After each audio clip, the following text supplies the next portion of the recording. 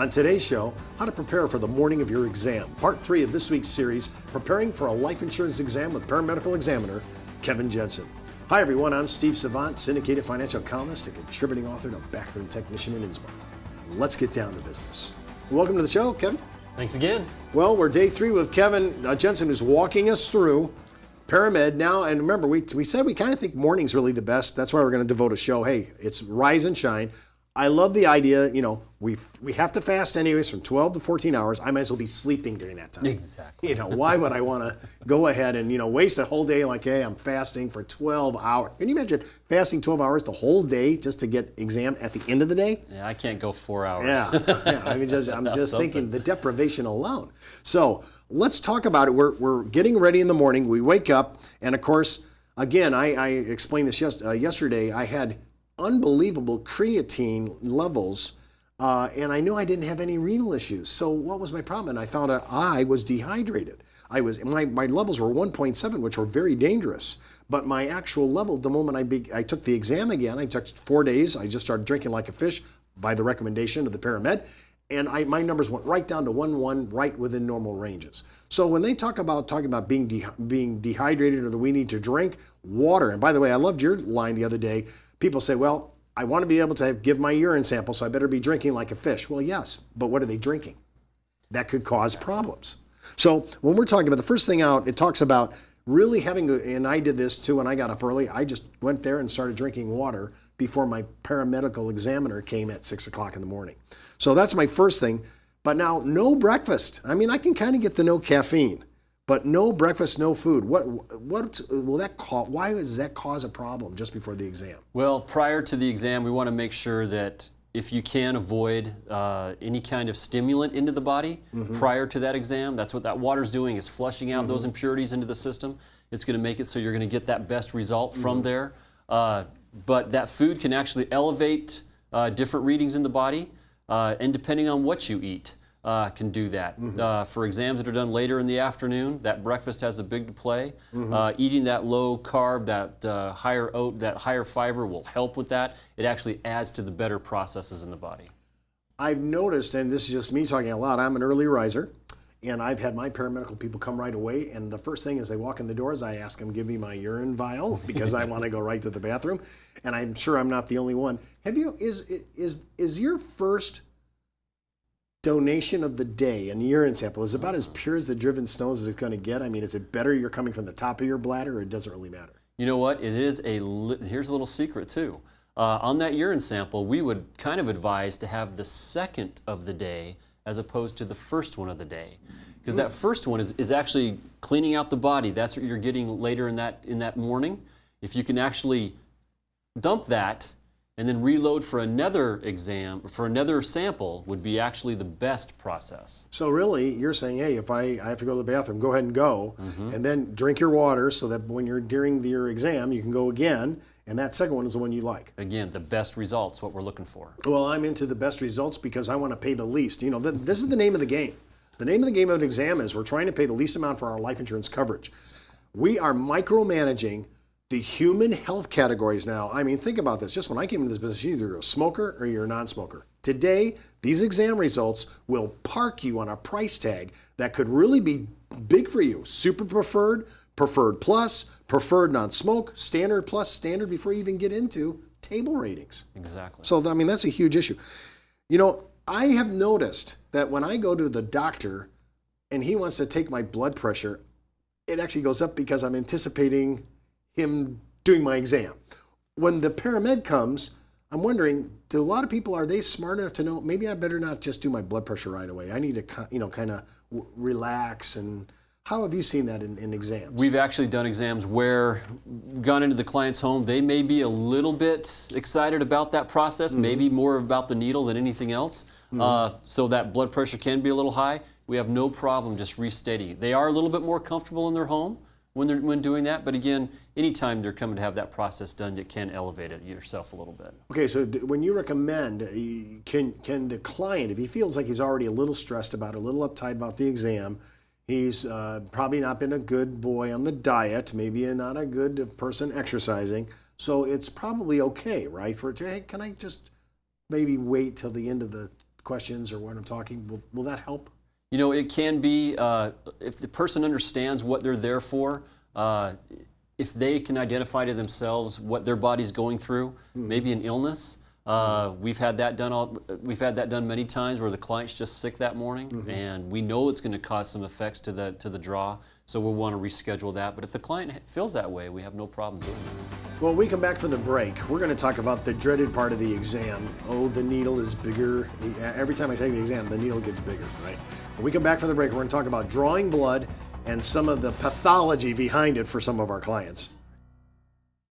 It's not how much money you make for your clients, it's how much money they get to keep, especially in retirement. But retirement income could cause Social Security benefits to be taxed. One tax advantage alternative is life insurance designed as a non-modified endowment contract that can generate tax-free income without taxing Social Security benefits. These contracts offer differing funding options depending upon your client's risk tolerance. For more information on how life insurance can be part of your retirement planning, just email me at steve@downtobusiness.tv. Brought to you by Ash Brokerage, the practice enhancement company. Well, welcome back to our second segment. I'm with Kevin Jensen. We're talking about setting yourself up for a morning exam.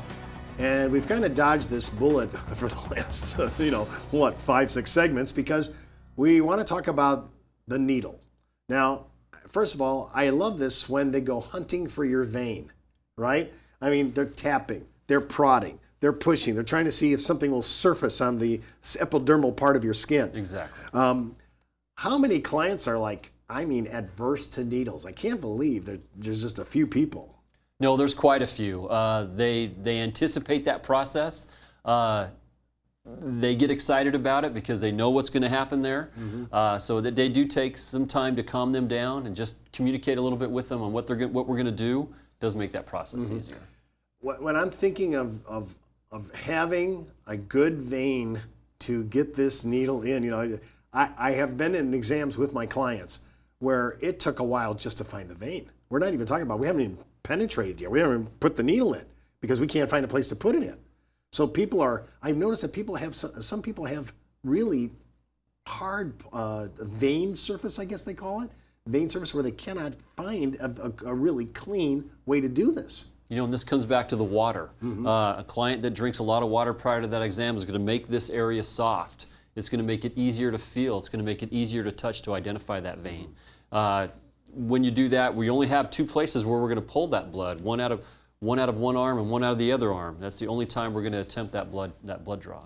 All right, so I've had the blood draw, and I noticed they're taking several vials, not just one. What's going on with the multiple vials? Well, we'll take a tiger top, we'll take a purple top. That tiger top's going to be spun down. We're going to take the serum off of that, and that's what we're going to send to the lab for them to do their testing on. And what's the other one? Where's the other one go then?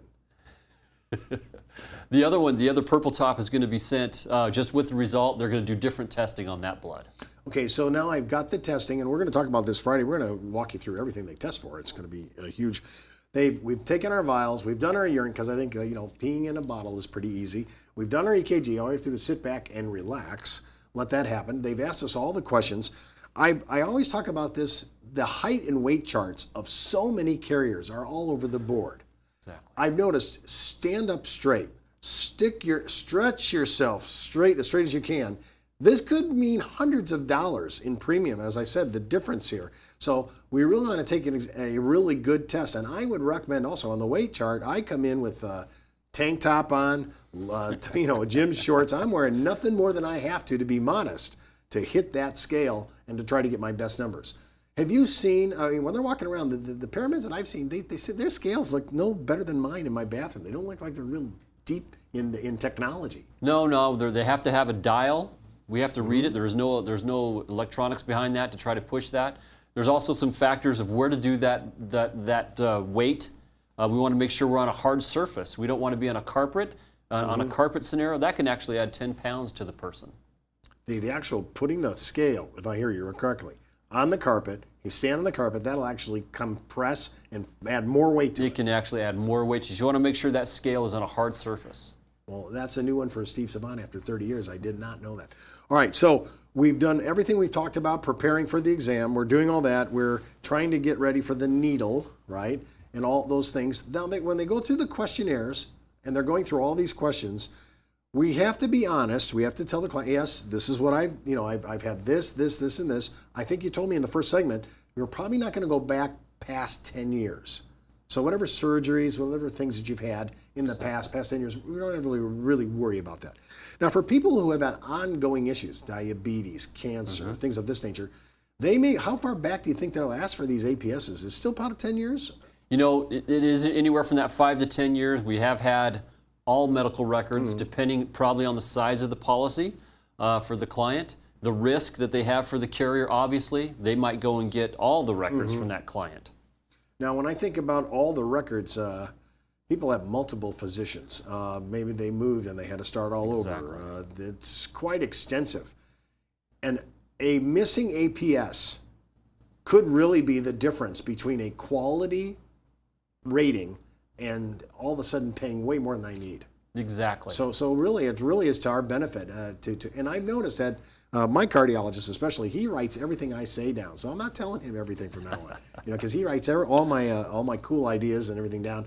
I want to come to the place where we're set for an exam. We've done it to the client's convenience. We can do it anywhere, at the home, at his job, locker room, preferably before they work out. We've done all these things, and why are we doing it? We're trying to give you tips so that you can actually position your client for the best possible exam results, which will have a major impact on the pricing of their life insurance. Well, that's all the time we have for today. Remember, before moving forward with any of the ideas on our show, always consult your tax advisor, legal counsel, or your broker-dealer compliance officer.